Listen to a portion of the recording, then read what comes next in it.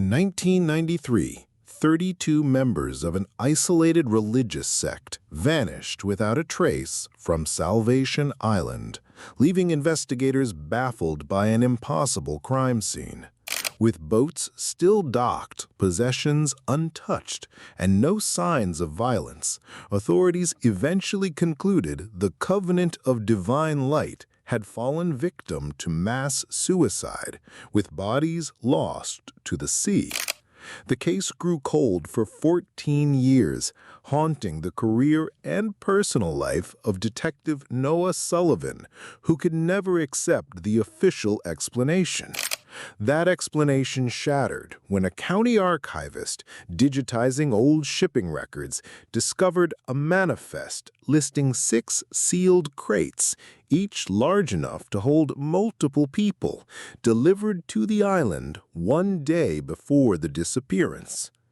And what the shipping company's name revealed would force investigators to confront a disturbing truth. The sect hadn't vanished at all. They had carefully orchestrated their own disappearance. If you're enjoying this story, please take a moment to like this video and subscribe to Last Seen Stories. We'd love to know where you're watching from and what you think happened to the members of the Covenant. Comment below with your theories. Now let's continue unraveling this chilling mystery. The Covenant of Divine Right began in 1985, not with divine revelation, but with a university lecture. Dr. Tobias Quinn, then a respected psychology professor at the University of Washington, was delivering a talk on collective human consciousness when he suddenly stopped mid-sentence, set down his notes, and began speaking in what witnesses described as a voice not his own. For 40 minutes, Quinn spoke about cosmic enlightenment, spiritual corruption, and the coming purification of humanity. Students recorded his apparent trance state, during which he outlined what would become the Covenant's core beliefs: that modern society was spiritually poisoned, that a small group of light-bearers would need to separate themselves from the world, and that through isolation and specific rituals they would achieve ascension, a transformation beyond physical form. Quinn never returned to his academic position. Instead, he used his considerable inheritance and academic pension to establish a small spiritual community in rural Washington state. Former students were his first followers, drawn by his newfound charisma and the dramatic transformation of the once rational professor.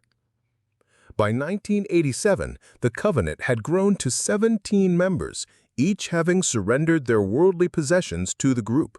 That summer, they purchased Salvation Island, 26 acres of densely forested land off Washington's Olympic Peninsula, accessible only by boat and completely off the grid. Rebecca Winters, sister of Covenant member Abigail, remembered the group's excitement about the move.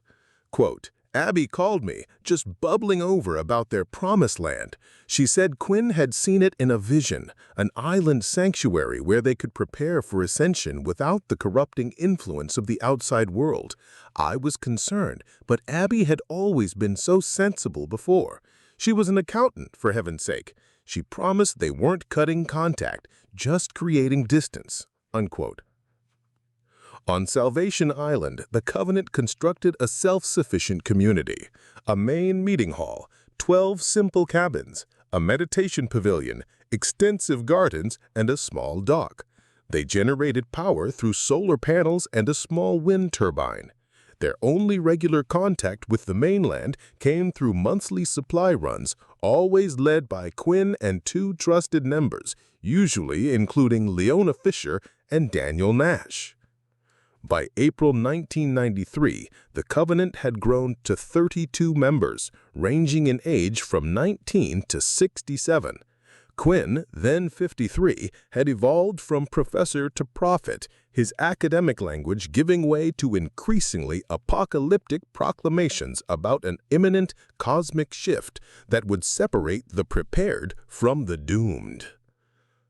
Salvation Island sits like a dark emerald in the steel-gray waters of the Pacific Northwest, its shores defined by jagged rock formations that rise from the water like warning fingers. Dense stands of Douglas fir and western hemlock cover much of the island, their shadows creating a perpetual twilight under the canopy even on the brightest days. In spring, when the Covenant vanished, the undergrowth would have been thick with ferns and salmonberry bushes, creating natural walls between clearings. The island's weather patterns are notoriously unpredictable. Fog banks roll in without warning, reducing visibility to mere feet in minutes.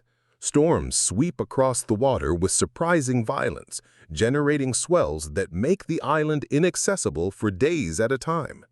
Even in calm conditions, the currents surrounding Salvation Island are treacherous, swirling in unseen patterns that have claimed several boats over the decades. From the highest point on the island, a rocky outcropping the Covenant members called Ascension Peak, visitors can see the distant outline of the Olympic Peninsula on clear days. This view serves only to emphasize the isolation. Civilization is visible, but unreachable without a boat and favorable conditions. The Covenant's compound occupied the eastern side of the island, in a natural harbor sheltered from the worst of the weather. Their buildings, constructed from island timber and mainland supplies, were arranged in a rough semicircle around the main meeting hall. Solar panels gleamed on south-facing roofs, and carefully tended garden plots provided much of their food. A local fisherman who occasionally saw the community from the water described it as paradise with teeth, beautiful, but somehow menacing in its isolation. Quote, "There was something not right about seeing those cabins through the trees, like finding a city in the wilderness. Didn't belong there. Nature was just waiting to reclaim it." Unquote.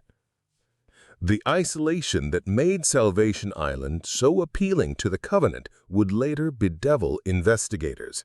Dense forest and difficult terrain hampered search efforts, while frequent storms washed away potential evidence and restricted access to the island for days at crucial moments in the investigation.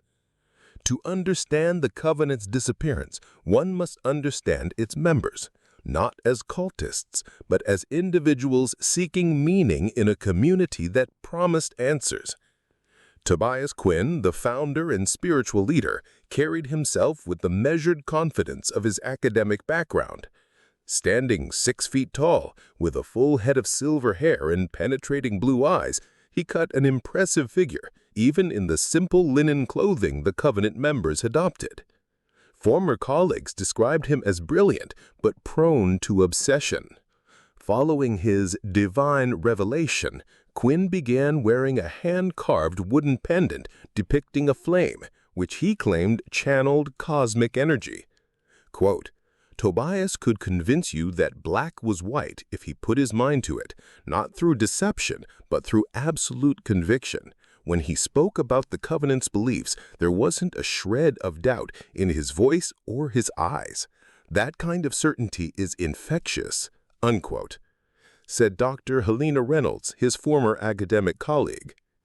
Leona Fisher served as Quinn's right hand and the community's healer. At 45, the former nurse had joined the Covenant after losing her daughter to leukemia, finding in Quinn's teachings about transcending physical form a comfort that traditional grief counseling couldn't provide. Small and efficient in her movements, Fisher kept meticulous journals documenting both medical issues in the community and what she called ascension progress, spiritual developments among members. Fisher was known for the small medical kit she carried everywhere, converted from her daughter's childhood lunchbox. According to other members, she spent hours each evening writing in her journals by lamplight, recording everything from garden yields to conversations she believed had spiritual significance. Daniel Nash, one of the newest members in 1993, had joined the Covenant after losing his job as a software engineer during company downsizing. At 28, he was younger than most members and brought valuable technical skills to the community. Nash maintained the solar power system and rigged a limited radio communication setup, though Quinn restricted its use to emergencies. Nash's family described him as searching for purpose after his career setback. His brother told investigators, "Daniel wasn't running away from life. He thought he was running toward some deeper truth.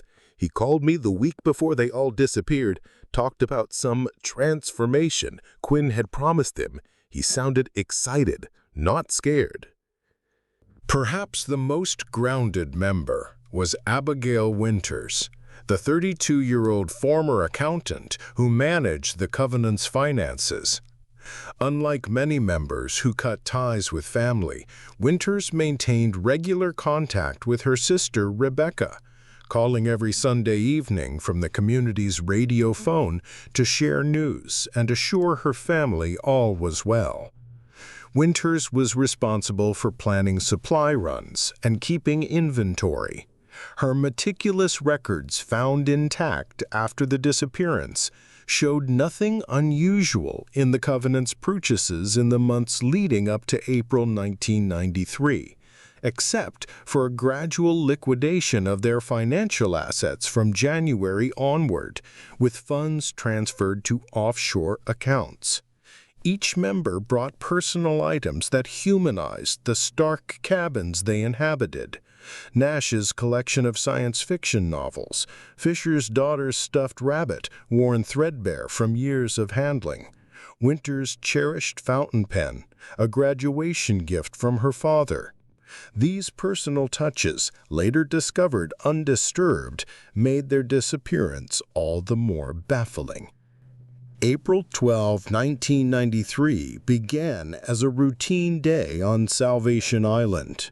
According to the Covenant's maintained schedules found later by investigators, the community was preparing for their spring planting festival, a 3-day celebration of renewal that coincided with the lunar cycle. Quinn, Fisher, and Nash made their monthly supply run to the mainland that morning, departing at approximately 8:30 a.m. on the community's larger boat, a 24-foot cabin cruiser named Celestial Passage.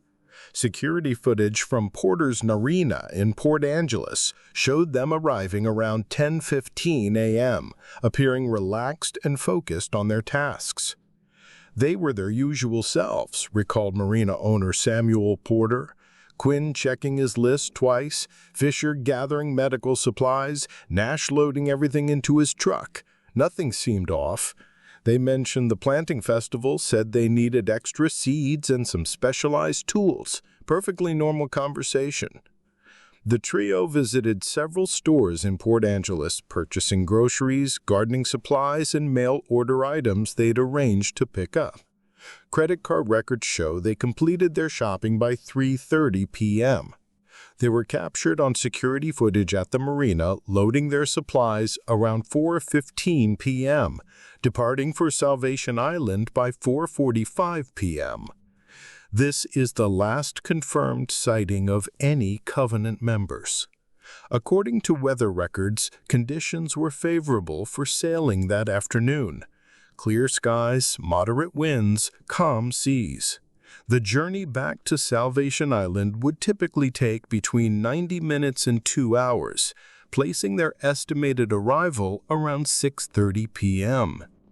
The next day, April 13, is when the recently discovered shipping manifest shows 6 large crates labeled as meditation chambers being delivered to Salvation Island by Ascension Logistics, a company that investigations now reveal was incorporated just 3 months earlier, with paperwork leading to shell companies. On April 15, Abigail Winters failed to make her weekly Sunday call to her sister Rebecca for the first time in 6 years. "At first, I thought maybe their radio was down," Rebecca Winters later told investigators. "But she was religious about those calls. She would have found a way to reach me if she could." Rebecca tried calling the island's emergency line repeatedly over the next 2 days, receiving no answer. Growing increasingly concerned, she contacted local authorities on April 18, requesting a welfare check. The Coast Guard vessel that approached Salvation Island that afternoon found an eerie scene. Both community boats, the Celestial Passage and a smaller 16-foot motorboat they used for fishing, were properly docked. No one responded to horn signals or radio calls. When Coast Guard personnel went ashore, they discovered the community completely deserted. The main hall contained evidence of a meal in preparation, vegetables half chopped on cutting boards, a pot of soup still on the cold stove. Personal cabins showed no signs of hasty packing. Clothing, personal items, and identification documents remained in place.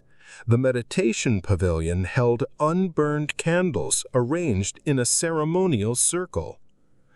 Most disturbing of all, in the center of the main hall stood 6 large wooden crates approximately 7 feet tall by 3 feet wide by 3 feet deep, with the words "Meditation Chamber" carved into their sides.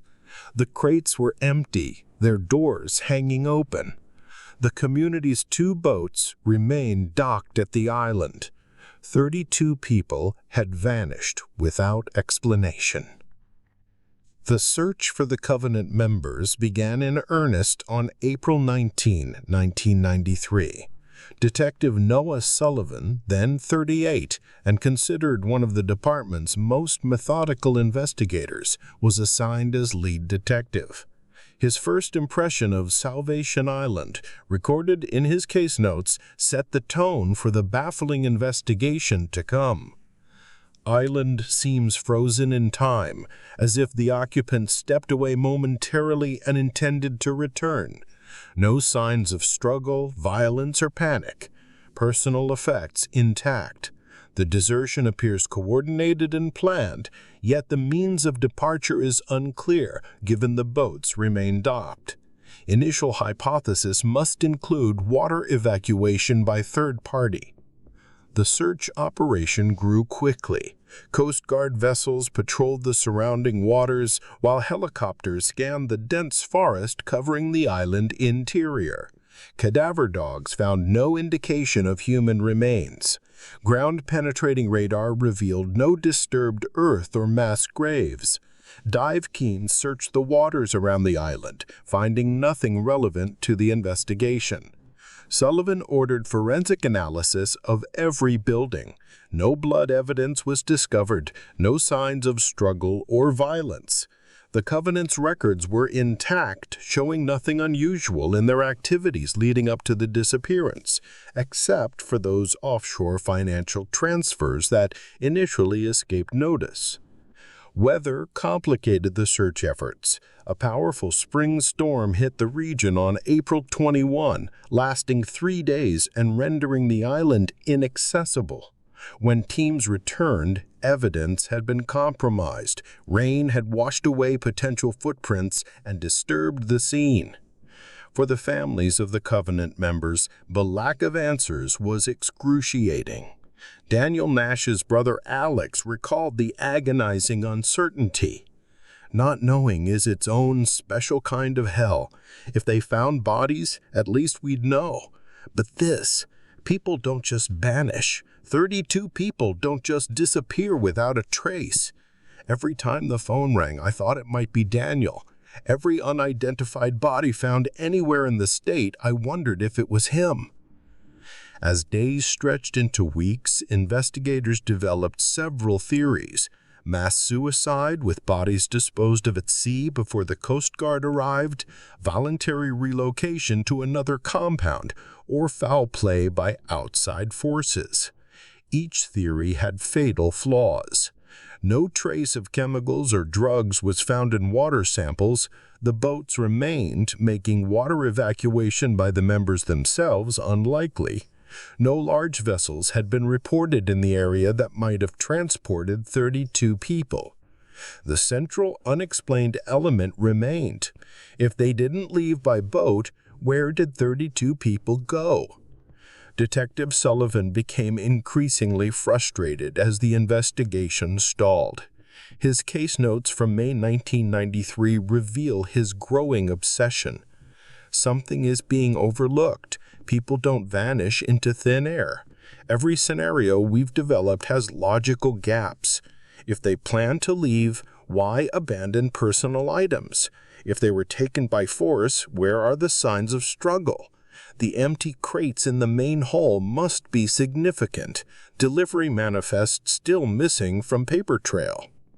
By June 1993, the active search was scaled back. Without new evidence or leads, the case began its long transformation into a cold file. Time passes differently for those waiting for answers. For the families of the Covenant members, the months following the disappearance blurred together in a haze of diminishing hope.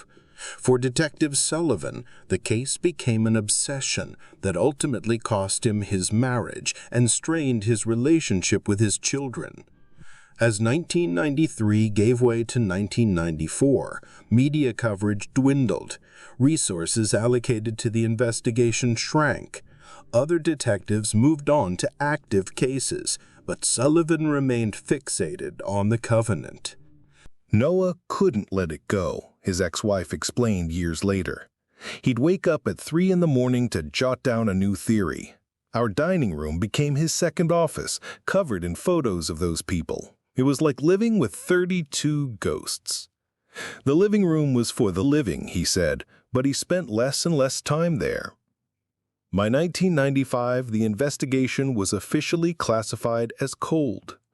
Sullivan continued working the case in his spare time, making trips to Salvation Island on his days off, re-interviewing witnesses and reviewing evidence. His persistence became departmental legend, and, according to some colleagues, a concerning fixation. The families of Covenant members formed a support group, meeting monthly to share information and maintain pressure on authorities. On each anniversary of the disappearance, they gathered on the mainland shore facing Salvation Island for a vigil. Sullivan frequently attended, standing apart from the group, his face etched with the failure he couldn't overcome. Salvation Island itself remained untouched after the initial investigation, the buildings slowly reclaimed by the island's vegetation. Locals began referring to it as Ghost Isle, and it became something of a dark tourist attraction, with occasional trespassers braving the dangerous currents for a glimpse of the abandoned compound. Sullivan retired from the police force in 2000, 7 years after the disappearance, having never solved his most haunting case. At his retirement party, he made a promise to the families in attendance. "I may be leaving the department, but I'm not leaving this case, not until we have answers." He kept his word, converting his home office into a war room dedicated to the Covenant case. There he spent his retirement, sifting through evidence, following tenuous leads, and maintaining contact with the dwindling number of family members still actively seeking answers. And then, 14 years after the disappearance, came the phone call that changed everything. Marissa Chen never intended to reopen one of Washington's most baffling cold cases. As a county archivist overseeing the digitization of shipping records from the early 1990s, her job involved methodically scanning and cataloging thousands of pages of manifests, bills of lading, and customs forms. It was tedious work, important for historical preservation, but rarely exciting. On June 17, 2007, Chen was processing records from April 1993 when she noticed a shipping manifest with inconsistencies. The document detailed the delivery of 6 large crates to Salvation Island on April 13, 1993, by a company called Ascension Logistics. The manifest listed the contents as meditation chambers with unusual dimensions, 7 foot by 3 foot by 3 foot. I remember thinking the name Salvation Island sounded familiar. Then it clicked, the cult disappearance we learned about in my criminology elective. I searched the name online to confirm, and sure enough, it was the same place. The timing was too perfect to be a coincidence. Further examination revealed more discrepancies. The weight listed for the crates was significantly higher than what wooden meditation chambers should weigh. The shipping company had no other records in the system. Most critically, attached to the manifest was a second page showing those same crates being loaded onto a cargo vessel called the Southern Star on April 14, 1993, the very day the Covenant members vanished from Salvation Island. Chen contacted the cold case unit, who put her in touch with retired Detective Sullivan. When Sullivan received the manifest, his hands trembled as he examined the document. After 14 years of dead ends, here was tangible evidence suggesting a planned departure, not a mass suicide or random act of violence, but a carefully orchestrated disappearance. The shipping company name, Ascension Logistics, connected directly to the Covenant's core belief in spiritual ascension. The dates aligned perfectly with the disappearance. Most compelling were the crate dimensions, large enough to comfortably hold 5 to 6 people each. Sullivan and Hayes launched a reinvestigation centered on this new evidence. I can still picture Sullivan's face when he came to the station with that manifest. He had this intensity, like a drowning man who'd finally found something to grab onto. For the first time in 14 years, we had a concrete lead on how 32 people vanished from an island. The reinvestigation began with tracing Ascension Logistics. Business records showed it was incorporated in January 1993, just 3 months before the disappearance, with paperwork leading to offshore accounts matching those used for the Covenant's liquidated assets. The company dissolved in May 1993, shortly after the disappearance, leaving minimal paper trail. Sullivan and Hayes tracked down the location listed as Ascension Logistics office, which was a small rental space in Tacoma, Washington, that had changed hands multiple times since 1993. Current tenants knew nothing of the previous occupant, and building management had purged records older than 10 years. The breakthrough came when they located Calvin Meredith, a former dock worker who'd helped load the meditation chambers onto the boat bound for Salvation Island.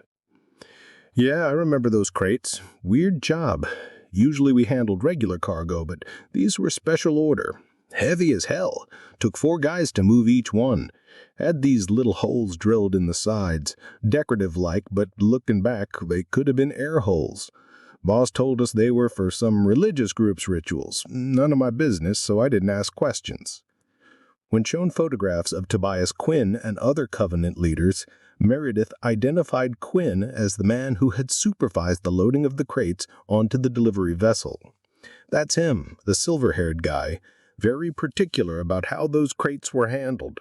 Kept saying they contained fragile ceremonial items, paid extra for careful handling." This testimony transformed the investigation. What had seemed like a mysterious vanishing now appeared to be a carefully planned exit. The Covenant hadn't disappeared. They had shipped themselves off the island in crates labeled as meditation chambers. Further investigation of port records revealed the Southern Star's destination, Auckland, New Zealand.